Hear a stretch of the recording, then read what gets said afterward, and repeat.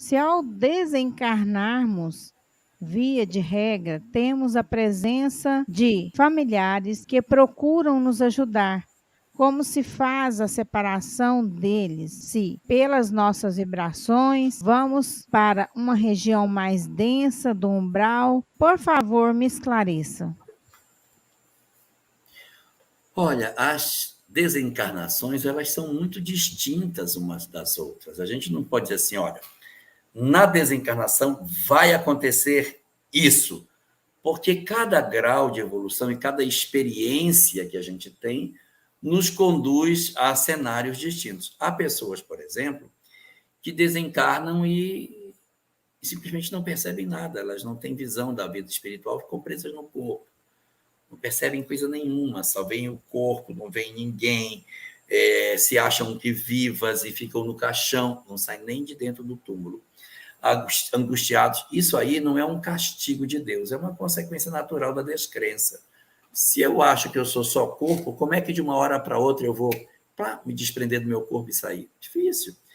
Que a minha crença de que eu sou apenas matéria cria um condicionamento que me faz ficar preso no corpo físico. Então, é muito comum em pessoas que não acreditavam na vida após a morte permanecerem fixadas no corpo. Não só essas, como aquelas que tinham uma paixão muito grande pela sua posição social, ocupavam cargos importantes, eram ricos, poderosos, e não querem deixar a posição que tinham, não querem abandonar os títulos que ostentaram durante toda a existência. Como você pode ver, eu não estou vendo ninguém aqui. Não estou vendo mentor, não estou indo para umbral, não estou indo para treva, não estou indo para lugar nenhum. Eu estou no próprio corpo físico fixado. Então, pessoas nessa condição não são tão raras e acontece na nossa sociedade materialista de hoje. É um fenômeno que tem uma certa incidência. Existem outros que não ficam presos do corpo, mas ficam totalmente alienados, andando pela rua, presos nos hospitais, andando por dentro dos corredores dos hospitais, dos necrotérios, nos cemitérios. É uma situação bastante dolorosa. Não estão presos no corpo, mas elas ficam como zumbis espirituais. Não é para pensar naqueles Walking Dead, não. É zumbi espiritual, sem corpo, andando pelos lugares, nas propriedades que tiveram, fazendas, casas, castelos, continuam vivendo por ali. O pessoal fala muito de que no castelo arrasta a corrente. Essa corrente não é física, é a corrente de prender o espírito naquele lugar. Então, acho que tem uma corrente. Então, assim, depende muito de cada um. Às vezes a gente está em contato com os nossos familiares e nem os percebe, até convive com eles e acha que está vivo, não aceita porque que eles não falam conosco. Então, tem muitas circunstâncias. E tem aqueles outros que, num processo de culpa muito profunda, quando se dão conta de que cometeram um equívoco, caem num processo, meu Deus, o que aconteceu comigo? Por que eu fiz isso? Eu morri, olha só como é que eu estou, eu não aproveitei, e tem mais compreensão da vida imortal, sabe? Estão numa visão diferente. Então, eles se autopunem e se projetam naturalmente. Ninguém pegar pelo braço e levar. Eles são atraídos como se fosse um imã para regiões de sofrimento. Não é preciso que ninguém leve. Eles se sentem atraídos, eles vão atraídos, como que sugados magneticamente, como se puxassem por um fio invisível. E essas entidades caem em determinados espaços do mundo espiritual, onde existem entidades muito parecidas com ela em processo de sofrimento.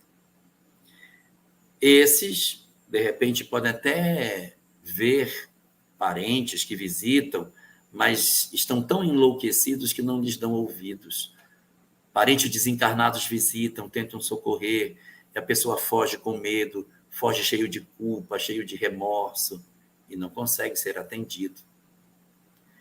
Há outros que têm tanto ódio, tanto ódio, tanto ódio, tanto ódio, que se transferem para o mundo espiritual encharcados do sentimento mais terrível que a criatura pode ter, ódio.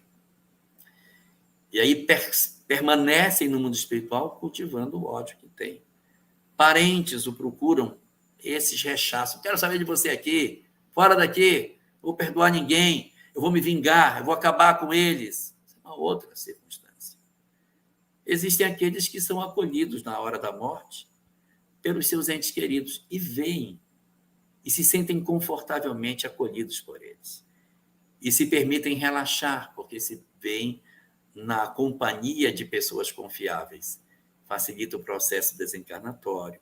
São colhidos dos braços dos seus entes queridos. Mentores têm facilidade para conduzi-los e vão para lugares do mundo espiritual para se refazer. Não são almas sublimadas. São espíritos com dificuldades, mas cheios de amores, que apesar das suas dificuldades, dos seus dramas, possuem espíritos muito ligados a eles. E quando chega a hora da desencarnação, esses familiares vêm, colhem essas pessoas, junto com os espíritos benfeitores, e levam para lugares como se fossem hospitais, postos de socorro, lugares assim para que eles se refaçam, e num intervalo de tempo razoavelmente curto, já estão operando, atuando como trabalhadores do mundo espiritual. E, além desses, nós possuímos também as entidades luminosas, que quando chega a hora da desencarnação é como se fosse uma borboleta se desembaraçando do seu casulo. Ela sozinha se desembaraça. Os mentores assistem o desembaraçar do espírito que se desprende do corpo como se fosse uma lâmpada acesa. Se reúne aos companheiros de tarefa e imediatamente dão-se as mãos e seguem para as regiões belíssimas do mundo espiritual, sem interromper a sua tarefa de serviço no bem. Como você pode ver, existem situações profundamente diferentes e não dá para a gente colocar todos os espíritos numa mesma condição, porque isso vai depender fundamentalmente do bem que fazemos e não daquilo que a gente pensa que é pela religião que a gente possui.